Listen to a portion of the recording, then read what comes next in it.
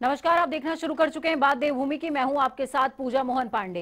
UK SSSC भर्ती घोटाले में संलिप्त अधिकारियों के विरुद्ध कड़ी कार्रवाई करते हुए मामले की जांच कर रहे एसटीएफ ने आयोग के पूर्व अध्यक्ष RBS रावत, सचिव मनोहर कन्याल और पूर्व परीक्षा नियंत्रक RS पोखरियाल को गिरफ्तार कर लिया है, जिसे धामी मिसाइल बता रहे हैं। तो जानकार अब तक की सबसे बड़ी मिसाइल। तो आज चर्चा इसी विषय पर, क्योंकि घोटालों की जांच है और इस बार धामी का धाकड़ अंदाज है।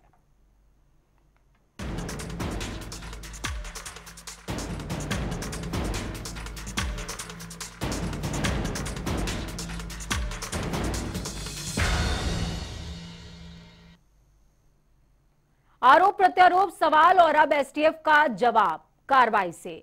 इस जवाब की उम्मीद किसी को नहीं थी, फिलहाल विपक्ष को तो बिल्कुल भी नहीं।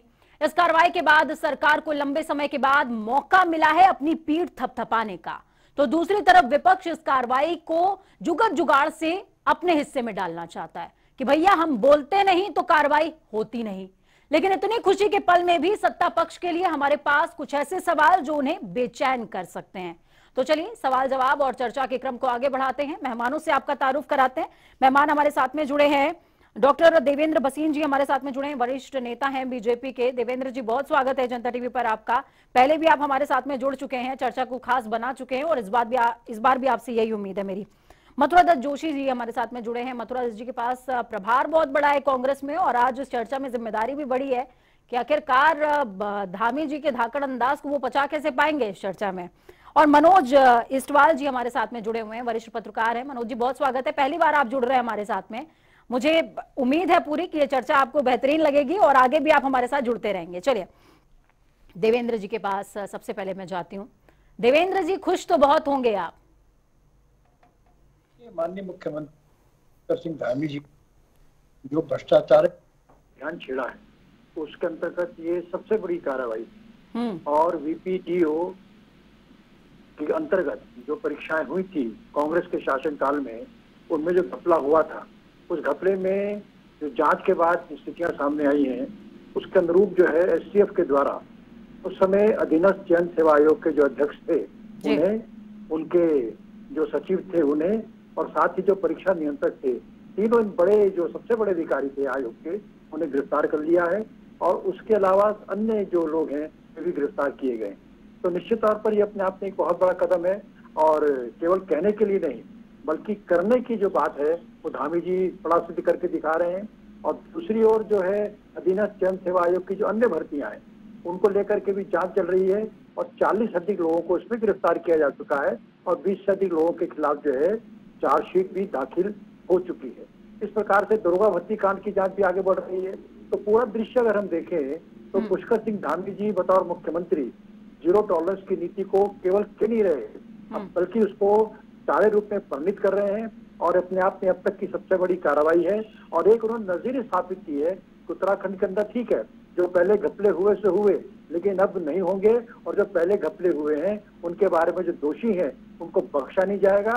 साथ ही जो उत्तराखंड के हमारे युवक हैं जिनके भविष्य के साथ खिलवाड़ करने की कोशिश की गई है, तो उन युवाओं को भी उन्होंने एक ढाढ़स दिया है कि भविष्य में ऐसा नहीं होगा। तो लेकिन जिन युवाओं को आपने ढांढस दिया है वो तो कल पलटन बाजार में भीख मांगकर चंदा इकट्ठा कर रहे थे।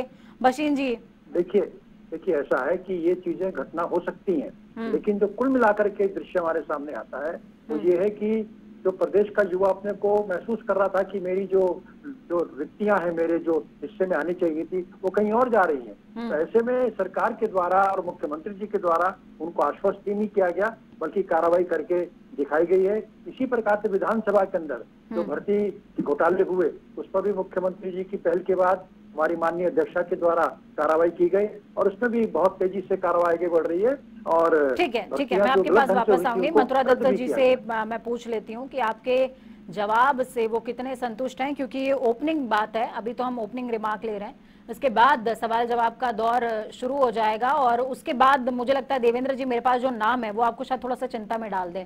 मथुरा दत्त जी, कितने संतुष्ट हैं आप देवेंद्र जी के बाद से? एकदम धाकड़ फील्डिंग कर रहे हैं, बैटिंग बॉलिंग सब चल रही है धामी जी की, और कह रहे हैं भसीन जी कि ये शुद्धिकरण है प्रशासन का भी, सत्ता का भी, तमाम चीजों का, और युवाओं को ढाढ़स बंधाने का काम कर रहे हो। देखिए, सत्ता का शुद्धिकरण हो या न हो, भाजपा का शुद्धिकरण जरूर हो रहा है और इसके लिए जरूर मुख्यमंत्री जी को बधाइए।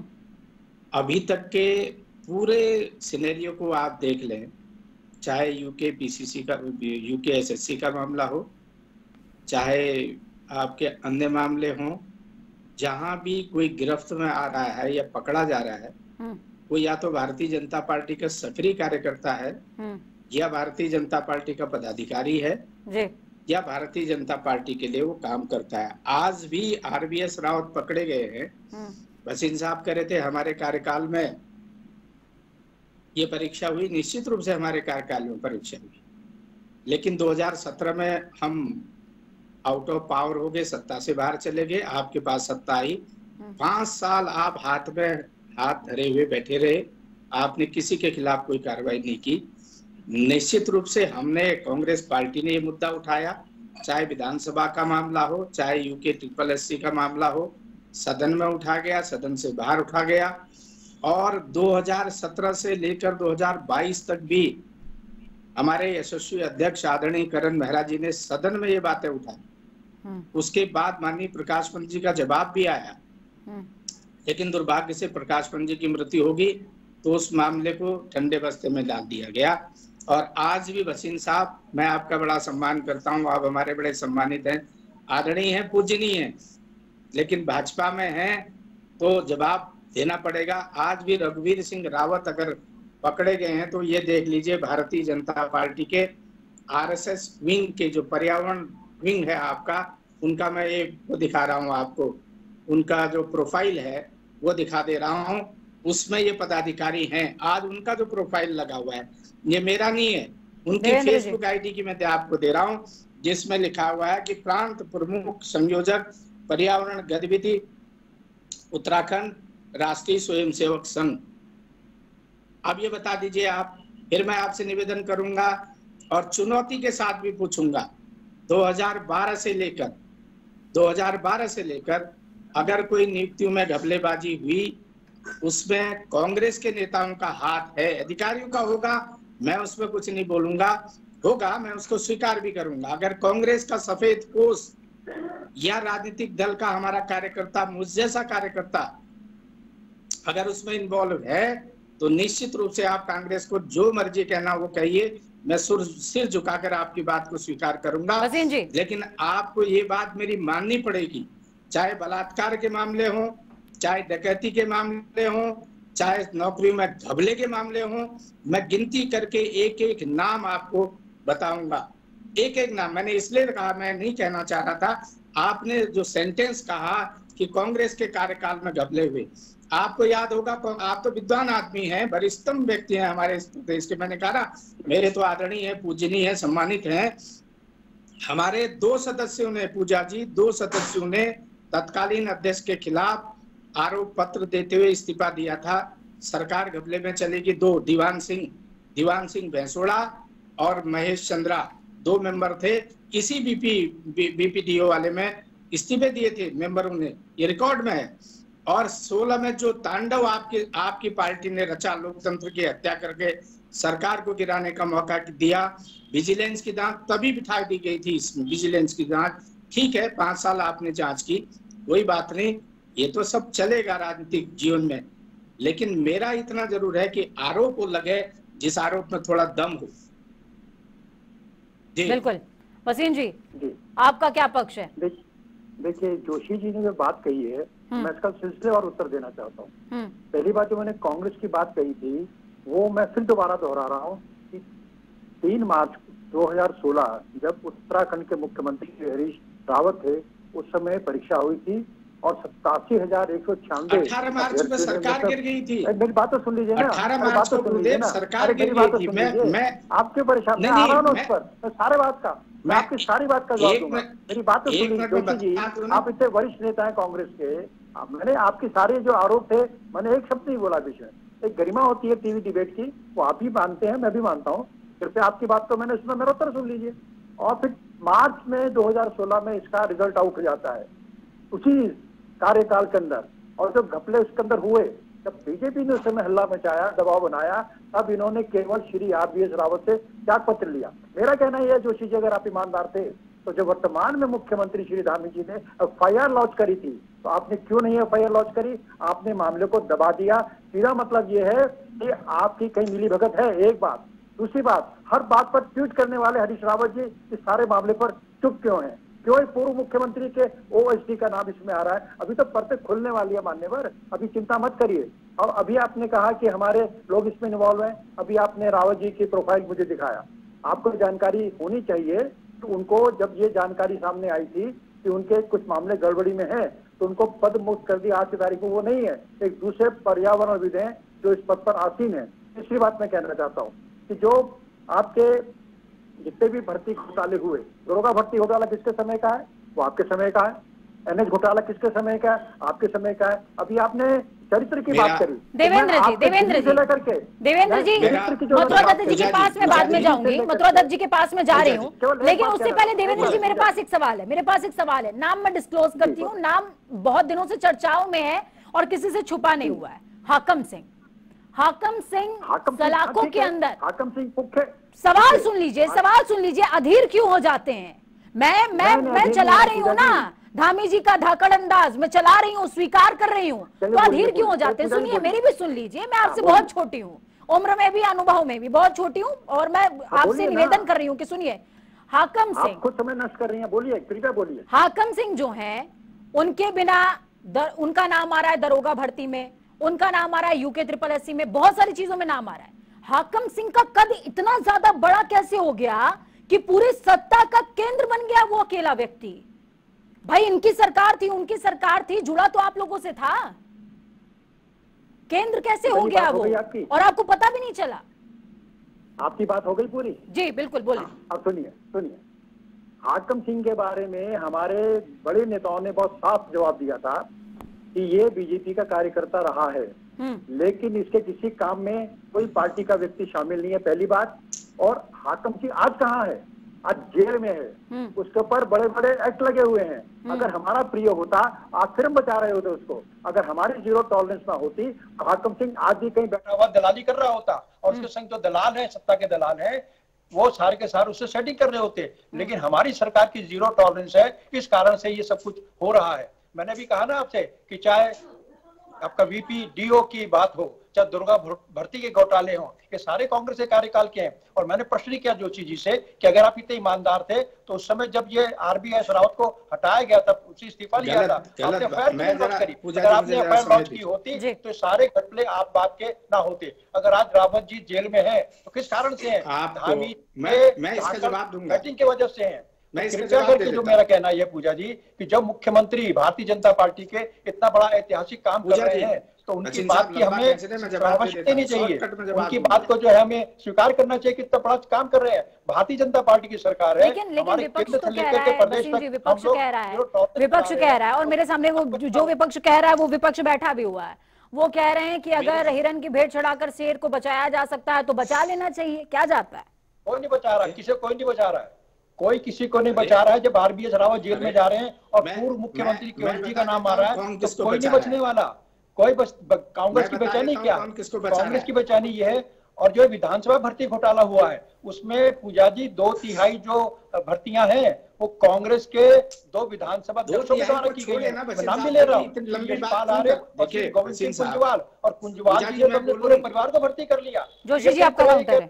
कांग्रेस का आदमी नहीं है, बिल्कुल बोलिए। कुंजवाल जी का तो पूरा परिवार शामिल है। मैं बोलूं, आप कहते हैं एक भी नाम बताइए, मैं तो कुंजवाल जी और पूरे परिवार के 12 सदस्यों के नाम ले रहा हूँ आपके सामने। मैं बोलूं पूजा जी चैनल पर। बसीन जी, दत्त जी को भी सुन लीजिए। कहने के लिए आधार नहीं है। बसीन जी, जोशी जी को भी सुन लीजिए। जी देखिए, पहली बात तो ये है कि इन्होंने कहा कि परीक्षा हुई 2 मार्च को, और क्या 24 तारीख कहा मार्च में, कब का रिजल्ट आया? 18 मार्च को आपकी सरकार गिर गई थी कांग्रेस की, हरीश रावत जी की। भारतीय जनता पार्टी ने जबरदस्त दल बदल कराया था, आपको याद होगा, 18 मार्च 2016।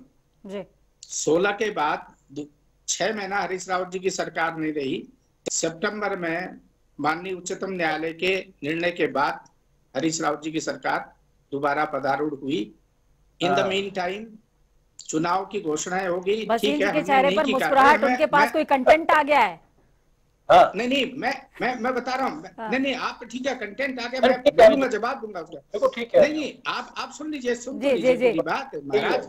मैं कह रहा हमने कार्रवाई नहीं की, गलती की हमने बड़ी गलती की, हम स्वीकार करते हैं। और जनता ने भी हमको उसका दंड दिया, हमको बाहर निकाल दिया, और दोबारा 2017-22 में भी जनता ने बाहर निकाल दिया। कोई बात नहीं, हम उसको भुगत रहे हैं। हमने गलती की होगी, हमको जनता ने नकारा, हम भुगत रहे हैं उसको। हमें उसमें कोई, कहते हुए मुझ जैसे नेता को कोई गुरेज नहीं होता, कभी मैं बहुत साफ सुथरा बोलता हूँ। लेकिन मेरा एक सवाल है पूजा जी, आप रिकॉर्ड निकलवा लीजिएगा, आपके पास तो विद्वान रिपोर्टर हैं आपके विधानसभा में, माननीय करण सिंह महाराज जी, जो हमारे वर्तमान अध्यक्ष हैं, यशस्वी अध्यक्ष हैं, विधानसभा में ये मामला उठाया, आरबीएस रावत का नाम लेके कहा ये आदमी भ्रष्ट है, इसने यूके SSSC के दरोगा भर्ती कांड और आपके ग्राम पंचायत विकास अधिकारी के मामले में बहुत बड़ी बंगलिंग की है, घपलेबाजी की है। तब आपकी सरकार कहां से हुई थी? मान्यवर, आप ऐसी बात बोल रहे हैं। भसीन साहब, मैंने कहा हम तो आपका सम्मान करते हैं, वरिष्ठतम व्यक्ति हैं। भसीन जी को समय दूंगी, इसके बाद मैं जो वरिष्ठ पत्रकार हैं मनोज इस्टवाल जी, उनके पास जाऊंगी। जो पचेगी। और दूसरी बात, आपने कहा कुंजवाल जी और यह यशपाल आर्य जैसा दिल किसी के पास होगा? यशपाल आर्य जी ने कहा कि मेरे कार्यकाल की भी जांच कराइए, लिख के दे दिया यशपाल आर्य जी ने आपको। कुंजवाल जी ने सार्वजनिक रूप से माफी मांग दी, हाँ मैंने गलती की और उसका खामियाजा मैं भुगत रहा हूँ, जनता ने भी भुगत रहा हूँ, मेरे से गलती हुई, मैं क्षमा प्रार्थी हूँ, मुझे माफ कर दें। कुंजवाल जी ने क्या, आपके 2 अध्यक्ष आपके स्वर्गवासी हो गए, दोनों मेरे परम मित्र थे। आप भी जानते हैं, हरबंश कपूर जी के सानिध्य में हमने आपके सानिध्य में, हरबंश कपूर जी के सानिध्य में हमने इसी देहरादून की गलियों में राजनीति की है, आपके सामने की है। प्रकाश पंत जी हमारे बहुत ही विद्वान व्यक्ति थे और हमारे बड़े अभिन्न मित्रों में से रहे हैं, ये भी आपको पता है। 2 स्वर्गवासी हो गए, 2 अध्यक्ष आपके भी थे। आपने कहा हमारे कार्यकाल में, अरे आप जांच तो करिए, आप करिए ना उन सफेद पोश अगर कांग्रेस पार्टी के भी हैं। आपके पास 1 मिनट, इसके बाद मैं मनोज जी के पास जाऊंगी। आपको, लेकिन आप आरोप मत लगाइए। मैं तो कह रहा नैतिकता वो कहती है, अगर कांग्रेस के नेता ने भी गलत काम किया है तो निश्चित जोशी जी वसीम जी को भी सुन लेते हैं। उसको भी जेल के सलाखों में जाना चाहिए। लेकिन भारतीय जनता पार्टी आपने ये जवाब देके पल्ला झाड़ लिया कि हमने हटा दिया है, लेकिन भाजपा में आप स्वीकार करते हैं, भाजपा में बलात्कारी भी हैं, भाजपा में व्यभिचारी भी हैं, और भाजपा में वसीम जी को बोलने दीजिए। जोशी जी, वसीम जी को जवाब तो देने दीजिए, जवाब तो देने दीजिए। आरबीएस रावत भी आप ही की पार्टी का कार्यकर्ता है, स्वीकार कर लिया कि इनके कार्यकाल में जो कुछ हुआ सो हुआ, और जो इनकी कांग्रेस की सरकार का मामला है वो बीजेपी का मामला नहीं है।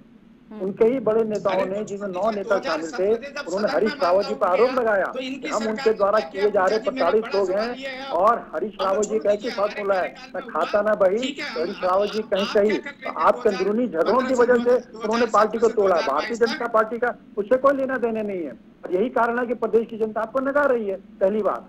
दूसरी बात मैं ये कहना चाहता हूँ कि जो आरबीएस रावत जी का मसला है, आप जब सत्ता में थे तब कुछ नहीं किया, अब माफी मांग रहे हैं।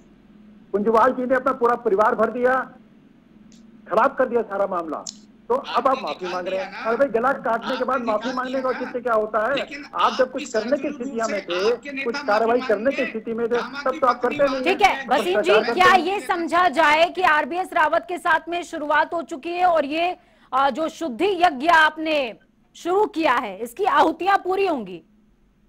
पूजा जी, आपने बिल्कुल सही शब्द अपना सेंटेंस बोला है। मैं आपके सेंटेंस से अपने आप को जोड़ता हूँ। बिल्कुल निश्चित तौर पर एक बहुत आगे बात जाने वाली है, और कई बड़े बड़े लोग जो हैं वो परेशान है इसी बात को लेकर के, क्योंकि धामी जी ने जो अपनी बैटिंग शुरू की है, मनोज जी का रुख में परिणाम बहुत अच्छा आने वाला है। ठीक है, मैं भी ये उम्मीद करती हूँ, और मैं आगे खबर इस तरह की पढ़ूंगी तो मुझे खुशी भी होगी। वसीम जी, चलिए मनोज जी का मैं रुख करती हूँ। मनोज जी, आपने पूरी चर्चा सुनी, आरबीएस रावत के साथ शुरुआत हो चुकी है और धामी जी ने अपना धाकड़ अंदाज दिखाया है। कई लोग उनके इस फैसले को ताबड़तोड़ बता रहे हैं और कई लोग तारीफ भी कर रहे हैं, लेकिन सवाल बहुत सारे अभी भी जिल्द में छुपे हुए हैं, जिन पे शायद आप प्रकाश डाल सकें, दर्शकों को समझा सकें। मुझे ये घोटाला अगर सिर्फ इसी काल में शुरू होते तो कुछ बात ही बनती। मुझे लगता है इस प्रदेश की जो नींव पड़ी है वो घोटालों से शुरू हुई है। बिल्कुल। इसमें भी अभी तक भर्ती प्रकरण है, एक भी भर्ती प्रकरण कोई ये सरकार ये बता दे कि उसमें घोटाले नहीं है। 2002-2003 में जब एनडी तिवारी जी की सरकार थी, उस दौर में पटवारी भर्ती घोटाला हुआ और डीएम सस्पेंड हुए। उसके बाद 2015 का देख लीजिएगा आप, ये दरोगा भर्ती घोटाला 30-40 के सिर पर तलवार लटकी हुई है।